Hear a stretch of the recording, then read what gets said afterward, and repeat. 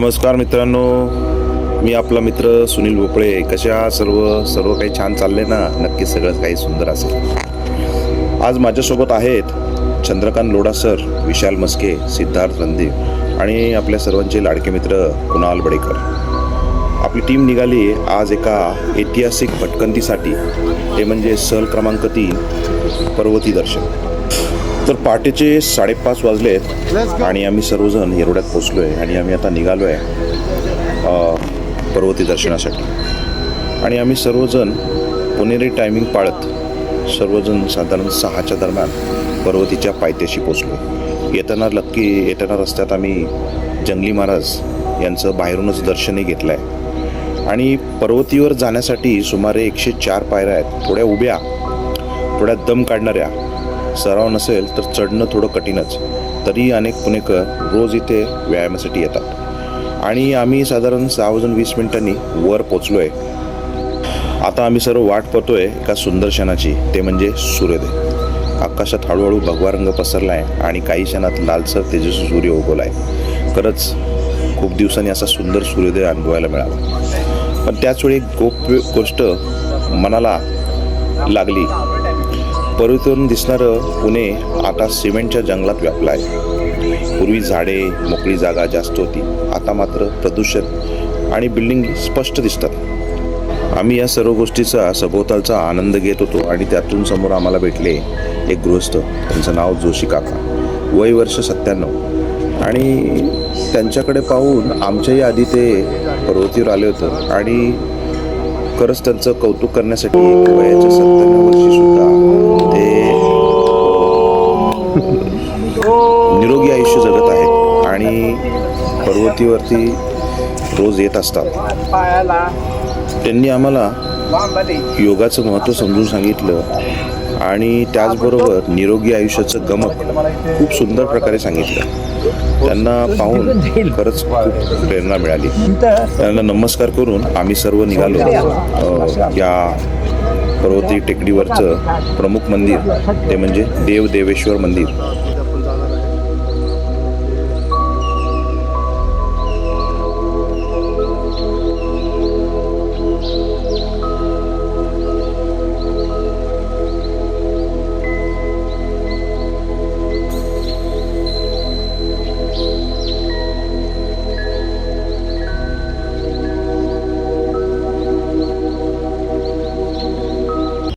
जे नानासाहेब पेशव्यांनी इसवी सन 1749 मध्ये बांधले. मंदिर परिसर शांत, प्रसन्न आणि ऐतिहासिक आहे. असे सांगितले जाते की या देवेश्वर मंदिराच्या सभोवताली फिरताना आम्हाला एक भुयार सापडला.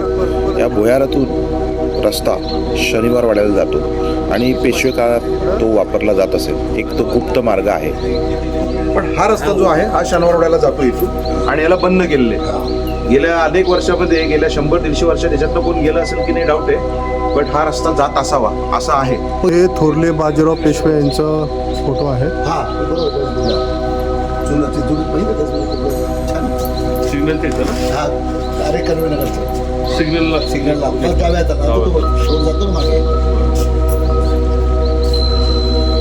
मित्रांनो, अशा प्रकारे आपण काही माहिती तुम्हाला आपल्याला जी भेटलेली आहे तशी तुम्हाला माहिती आपण शेअर केली आहे. हा देवेश्वराचं मंदिर आहे, शंकराचं मंदिर आहे. आणि ही जुनी वास्तू आज आपल्या नेताजी सुभाषचंद्र बोस शाळेचे जे विद्यार्थी आहेत त्यांनी याला भेट दिलेली आहे.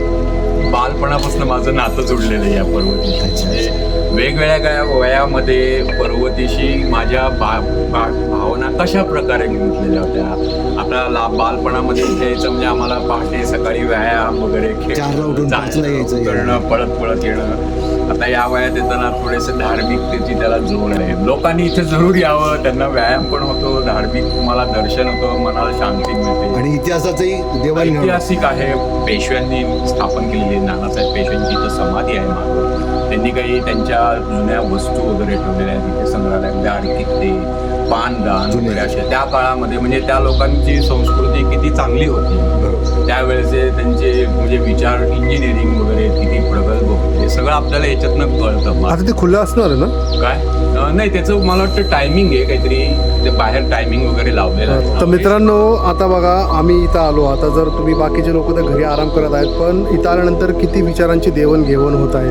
आता हे सर भेटले, त्या मॅडम भेटले, आता हे सर भेटले. हां, आता विचार करा. पण जे आहे हे शहराचं फुफ्फुस आहे. तुम्ही तुमची एअर मेजर करा. आपली फुफ्फुसाची कपॅसिटी जी वाढते. आहे 600 लिटर पर मिनिट आहे. आपण वापरतच नाही ती. आज आपण 1 किलो अन्न खातो, 5 लिटर पाणी पितो, तर 30 किलो हवा घेतो. पण लोकांना कळत नाही की 30 किलो हवा जी घेतो ती फुकट आहे, पण ती शुद्ध पाहिजे. एक मला थोडंसं असं वाईट वाटतं की पूर्वी आम्ही जेव्हा इथनं सगळीकडे खाली बघायचो त्यावेळेला झाडी भरपूर आणि मध्ये आधी कुठेतरी बघले दिसायचे.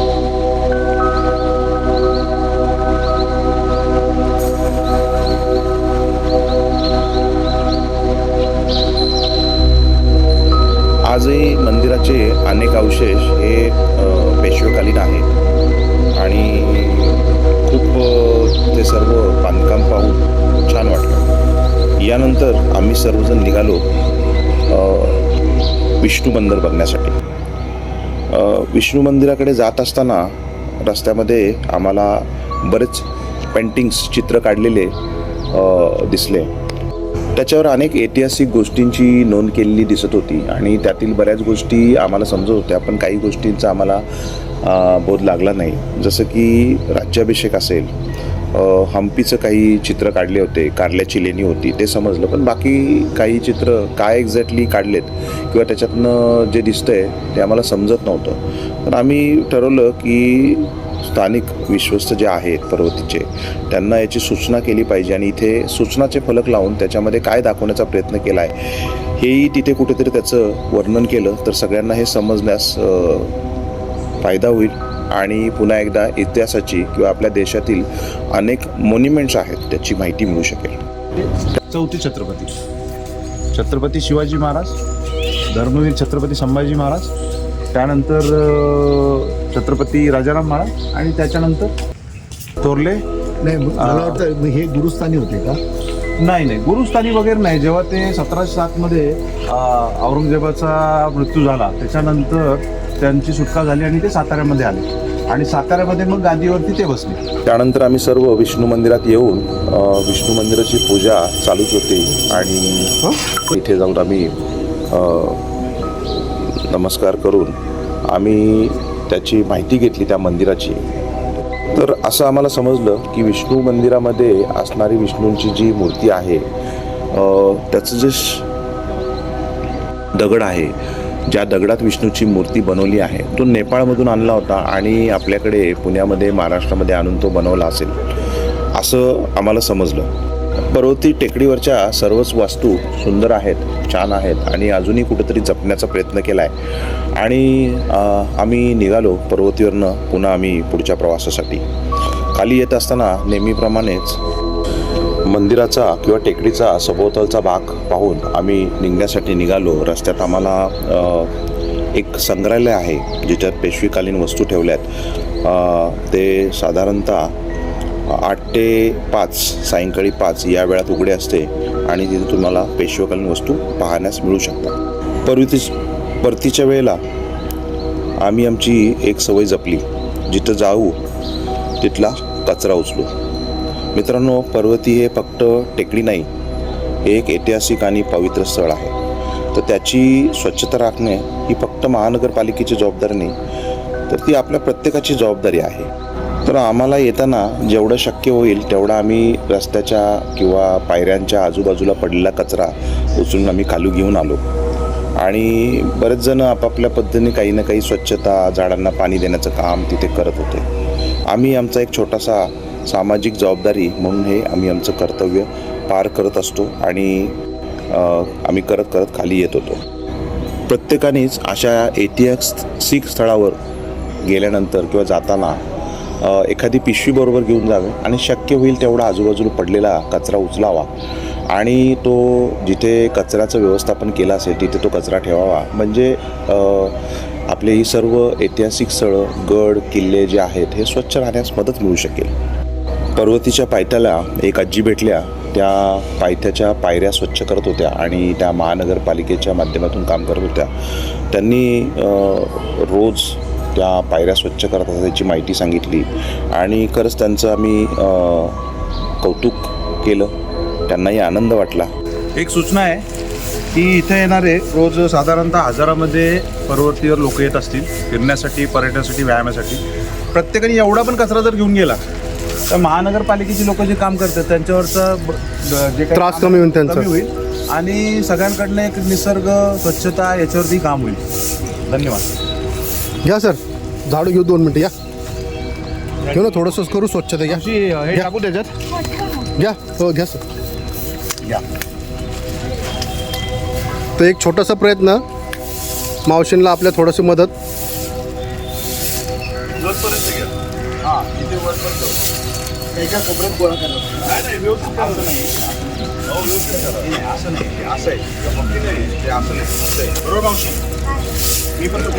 असं मी केलं ना ते एकत्र यायला पाहिजे.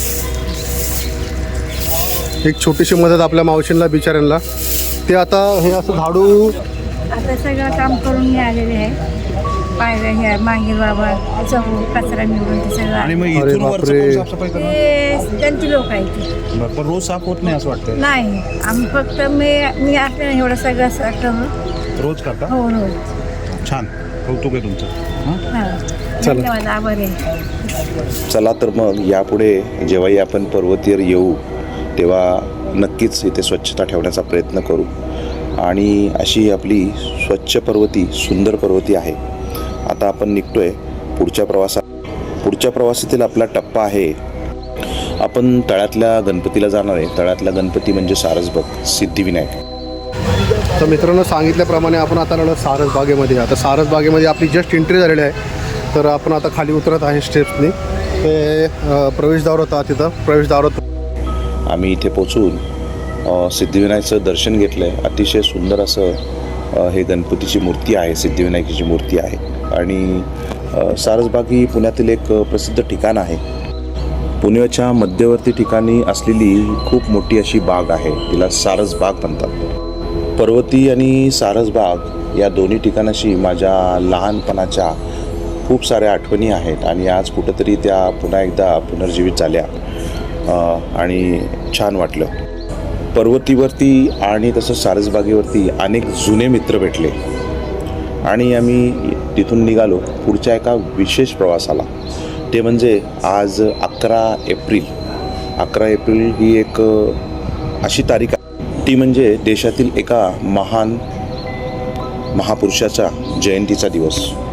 आज आहे महात्मा ज्योतिबा फुले यांची 199वी जयंती आणि आम्ही जयंतीनिमित्त सर्वजण चाललो आहे पुण्यातील शुक्रवार पेठेतील त्यांचा वाडा, फुलेवाडा. इथे अतिशय गर्दी आहे आणि आपल्या महाराष्ट्र राज्याच्या उपमुख्यमंत्री सुनेत्राताई पवार, तसेच मंत्री महोदय चंद्रकांत पाटील आणि इतर मान्यवर महात्मा ज्योतिबा फुले यांना अभिवादन करण्यासाठी पोचलेत.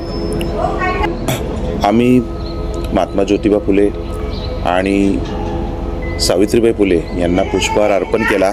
आम्ही सर्वांनी महात्मा ज्योतिबा फुले यांच्या स्मृतीस अभिवादन केलं आणि त्यांचा जो राहता वाडा आहे त्याचं पुन्हा एकदा आम्ही सर्वत्र परीक्षण केलं आणि जुन्या वस्तूस भेट दिली.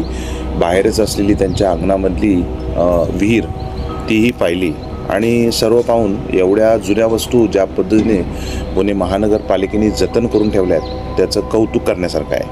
महात्मा ज्योतिबा फुले यांनी समाजासाठी अतुलनीय कार्य केलं आहे. आपल्या देशातील मुलींसाठी पहिली शाळा त्यांनी सुरू केली आणि तीही आपल्या या पुण्यात. सावित्रीबाई फुले यांना सुरुवातीला त्यांनी शिक्षण दिले. अस्पृश्यतेविरुद्ध त्यांनी लढा दिला. स्वतःची विहीर सर्व समाजासाठी त्यांनी खुली करून दिली. खऱ्या अर्थाने महात्मा ज्योतिबा फुले यांना आपण स्त्री शिक्षणाचे आद्यजनक म्हणलं पाहिजे.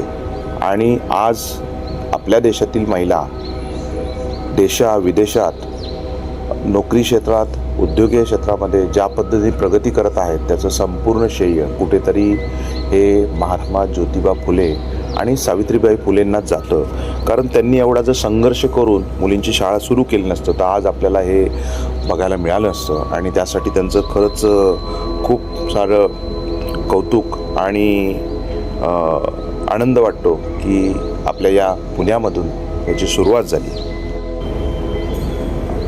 आता आम्ही सर्व पुष्पहार अर्पण करून आणि पुढील प्रवासासाठी म्हणजे प्रवासाचा आजच्या दिवसाचा शेवट म्हणजे घरी सुखरूप निघालो आहे आणि पोचतो आहे. तर मित्रांनो, हा व्हिडिओ मागचा उद्देश एकच आहे, आपले अनुभव जतन केले पाहिजेत आणि ते सर्वांपर्यंत पोचवले पाहिजेत. तुम्ही अशा सहली करा, निसर्गाचा आनंद घ्या आणि आपल्या इतिहासाशी नातं जपा.